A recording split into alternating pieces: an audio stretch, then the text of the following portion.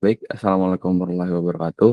Perkenalkan, di sini saya Wildan Saputra Rahman bersama kedua teman saya, Khalid Muhammad Gafran dan Sakahanan Al-Farizi. Di sini kami akan mempresentasikan hasil penelitian kami pada PTMNDR terkait Selling and Sales Management untuk memenuhi kebutuhan ujian akhir semester mata kuliah presentasi ide dan penjualan dengan dosen pengampu Ibu Tita Bursalina.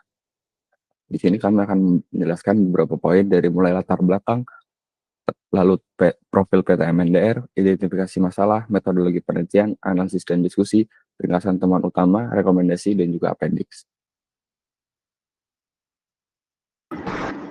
Baik, yang pertama-tama itu ada latar belakang. Penelitian ini dilakukan di PT MNDR Cabang Jalan Jenderal Sudirman, Palembang untuk memahami bagaimana proses penjualan PT MNDR dijalankan dan dikelola, khususnya dalam konteks sales and management.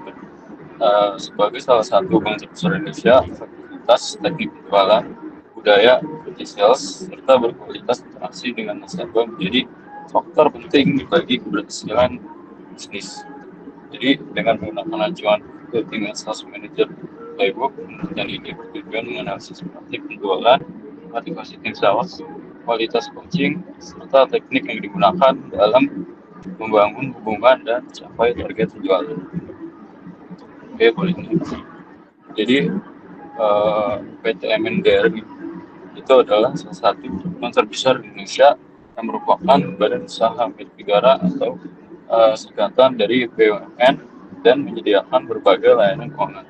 Didirikan pada Oktober 1998 sebagai terbentuk dari penggabungan 4 bank pemerintah, yaitu Bank Bumi Daya, Bank Daya Negara, Bank Ekspor Impor Indonesia, dan Bank Pembangunan Indonesia sebagai bagian dari program restrukturisasi perbankan pasca krisis moneter.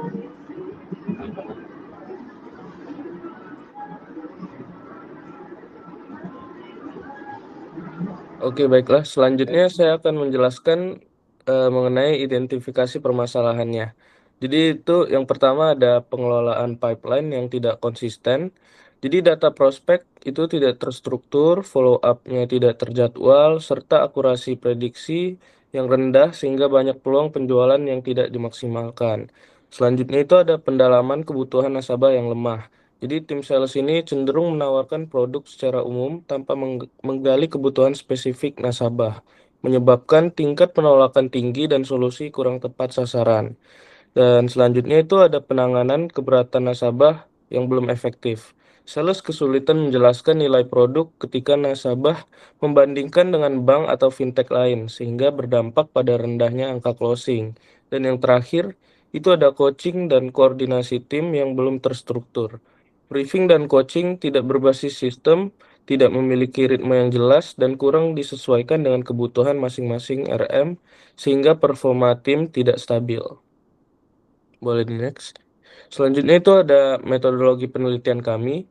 Jadi kami menggunakan metodologi penelitian itu online questionnaire. Jadi kami menyebarkan Google Form dengan sekumpulan pertanyaan yang berkaitan dengan topik penelitian untuk mendapatkan informasi yang bersifat kuantitatif. Dan selanjutnya itu ada online interview. Jadi kami juga melakukan eh, online interview di platform Google Meet bersama Sales Manager PT MNDR dengan tujuan mendapatkan informasi yang bersifat kualitatif. Nah, untuk struktur organisasi itu di PT Bank MNDR yang kami wawancara ini ada kepala cabang, lalu dibagi menjadi 2 bagian, ada branch sales manager, dan di bawahnya ada sales generalis konsumtif, dan di bagian selanjutnya ada micro banking manager, dan di bawahnya ada sales generalis produktif. Masuk ke analisis dan diskusi. Yang pertama itu kita akan memaparkan sales dan distribution. Jadi sales structure dan segmentation, aktivitas penjualan itu dibagi berdasarkan segmen retail, itu seperti tabungan, kartu kredit, KPR, KTA, dan produk digital banking lainnya. Terus juga ada segmen UMKM, itu ada pembiayaan usaha, merchant, dan layanan transaksi bisnis. Terus juga ada segmen korporasi, yaitu pembiayaan skala besar, cash management, dan layanan treasury. Setiap segmen itu punya target yang berbeda, strategi pendekatan nasabah yang berbeda, dan juga proses engagement yang disesuaikan dengan kompleksibilitas kebutuhan. Dan untuk distribution channel, PTM, PTMNDR itu melalui kantor cabang, itu ada personal selling, relationship banking, konsultasi langsung, dan terus juga ada digital channel, itu ada Livin by Mandiri, website, dan layanan online-nya. Terus juga field sales atau relationship officer, jadi akuisisi nasabah baru dan pengelolaan portofolio. Terus juga ada partnership channel, kerjasama dengan merchant, institusi, dan ekosistem bisnis. Pendekatan multi channel ini itu memastikan akses layanan jadi lebih luas, proses penjualan lebih cepat, dan juga kenyamanan bagi nasabah. Dan terakhir itu ada monitoring dan customer experience. Sejalan dengan konsepnya pipeline hygiene dan engagement rhythm, PT MNDR juga menerapkan monitoring aktivitas sales secara berkala, evaluasi follow-up nasabah, review kualitas proposal pembiayaan, penguatan service experience melalui kecepatan respons, kejelasan informasi, dan profesionalisme frontliner. Tujuannya itu untuk meningkatkan conversion rate, menjaga kepercayaan nasabah, dan juga membangun hubungan yang jangka panjang. Selanjutnya akan dijelaskan oleh rekan saya, Wildan. Baik, selanjutnya ada sales perspektif analisis. Jadi, sales perspektif analisis dari PT MNDR ini menunjukkan gimana keseimbangan antara pencapaian target penjualan dan juga membangun kepercayaan nasabah melalui layanan yang transparan. Selain itu juga melalui pendekatan personal dan juga penciptaan nilai jangka panjang. Perspektif ini membentuk cara PT menginvestasikan produk, merancang solusi finansial, serta meningkatkan daya saing di tengah kompetisi industri perbankan Indonesia. Baik, yang pertama ada customer centered banking approach, itu mengutamakan pendampingan finansial yang personal, bukan sekedar menjual produk. Lalu ada transparency in financial services, menjamin kejelasan terkait biaya, bunga, tenor, risiko kredit, syarat pengajuan, hingga simulasi cicilan tanpa biaya yang tersembunyi. Lalu ada value creation and trust building, itu fokus pada hubungan jangka panjang melalui layanan yang konsisten dan respon yang cepat. Dan yang terakhir ada strong B2B and institutional partnership. Jadi PT MNDR membuat jaringan bisnis melalui kerjasama dengan perusahaan, UMKM, instansi pemerintah, hingga komunitas bisnis.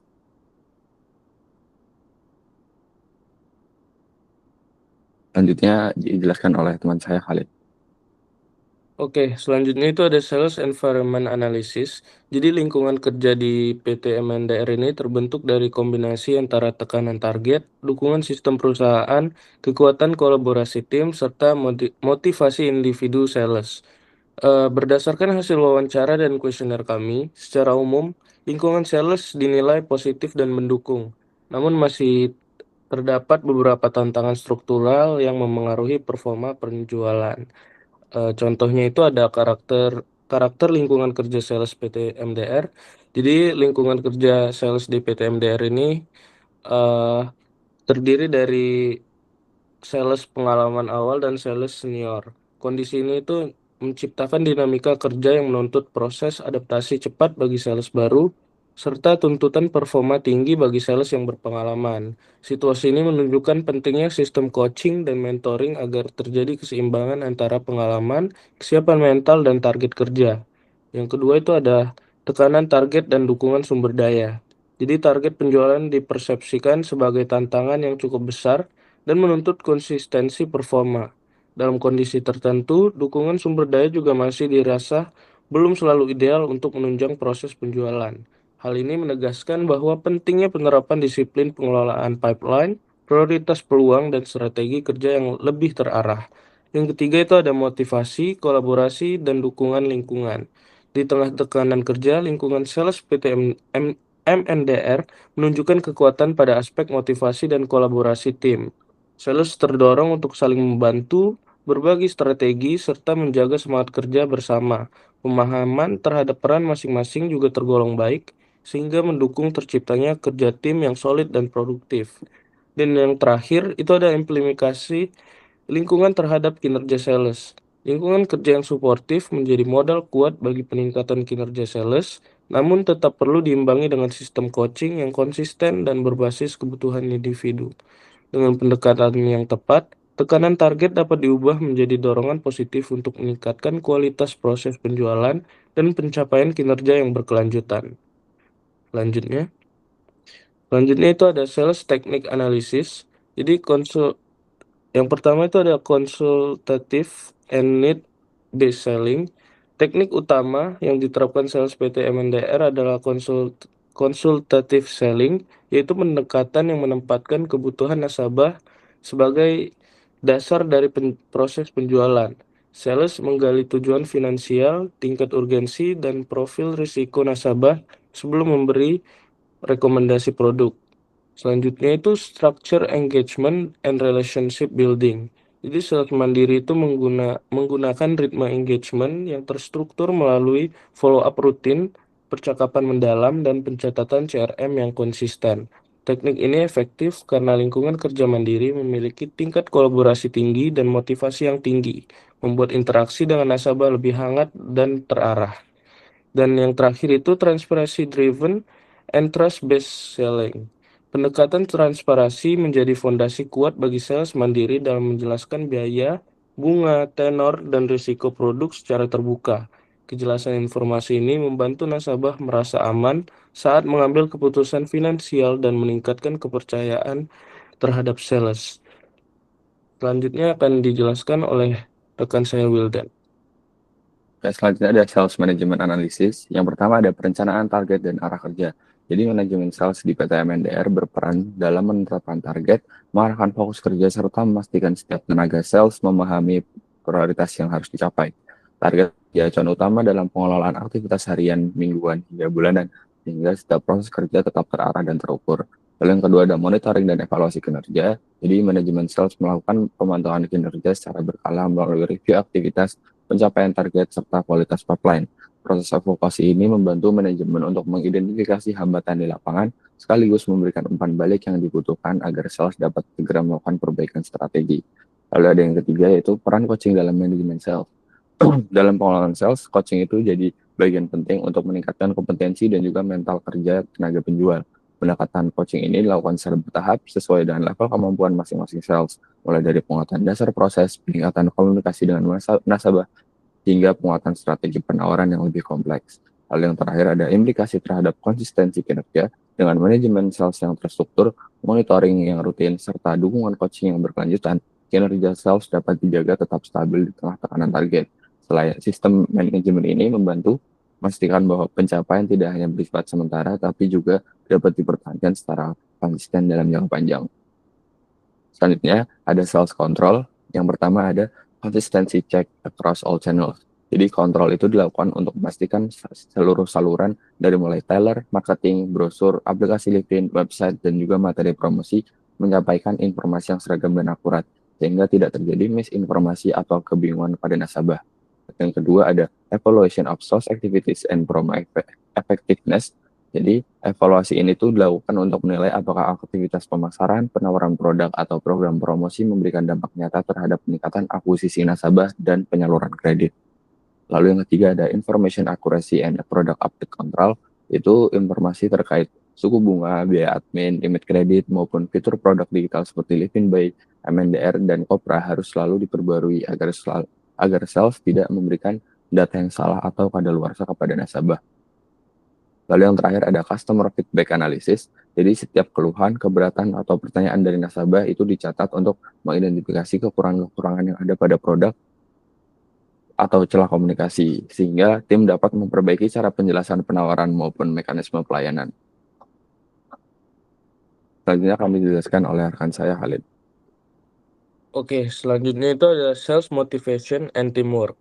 Jadi tim sales PT MNDR tetap termotivasi melalui apresiasi, coaching yang konsisten, dan lingkungan kerja yang suportif.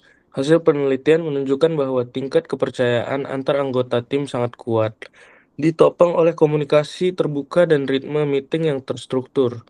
Dengan adanya bimbingan dari atasan, peluang pengembangan skill, serta budaya saling membantu, tim mampu mempertahankan performa bahkan di periode target tinggi. Dukungan ini membuat sales lebih percaya diri dalam menghadapi nasabah dan lebih mudah mencapai tujuan penjualan. Jadi itu ada incentive and recognition. Jadi pemberian insentif, target reward, dan pengakuan atas pencapaian membuat sales merasa dihargai dan tetap semangat. Selanjutnya itu skill growth and coaching support. Jadi pelatihan rutin, workshop, dan sesi coaching berbasis sales coaching assessment membantu sales terus berkembang. Terus juga ada strong communication flow, update harian, briefing pagi, dan penggunaan template meeting membuat komunikasi tim lebih rapi dan terarah. Terus yang terakhir itu ada supportive and trust-based culture. Hasil Trust Triad Questionnaire menunjukkan tingkat kepercayaan tinggi di antara anggota tim dan atasan. Selanjutnya. Dan ada juga summary of key finding. Jadi temuan penelitian menunjukkan bahwa kinerja tim sales PT MNDR sangat dipengaruhi oleh budaya kerja yang kolaboratif, komunikasi yang terstruktur, serta dukungan coaching dari atasan. Kepercayaan antara anggota tim menjadi faktor penting dalam menjaga konsistensi performa sejalan dengan hasil Trust Triad. Selain itu, motivasi dipengaruhi oleh kombinasi antara kebutuhan pribadi, penghargaan, serta peluang pengembangan diri yang tercermin dalam motivation matrix. Ritme kerja yang terorganisir dan transparansi informasi juga berperan besar dalam menjaga kualitas interaksi dengan nasabah dan stabilitas pencapaian target. Jadi ada strong trust and supportive team culture. Hasil Trust Riot itu nunjukin bahwa tingkat kepercayaan yang tinggi antar anggota tim dan leader. Terus juga ada coaching quality and consciousness skill development. Jadi sesi coaching rutin, evaluasi dari leader, serta pelatihan berbasis sales coaching assessment itu terbukti untuk meningkatin kemampuan menjual, memahami produk, dan juga merespon kebutuhan nasabah. Terus ada structure communication and coordination flow. Jadi briefing harian, laporan teratur, dan koordinasi internal itu membuat ritme kerja itu lebih rapi. Dan yang terakhir itu ada motivation driven by recognition and work cycles. Motivation sales dipengaruhi oleh kombinasi apresiasi intensif dan target reward seperti dalam motivation matrix. Selanjutnya akan dijelaskan oleh rekan saya Wildan.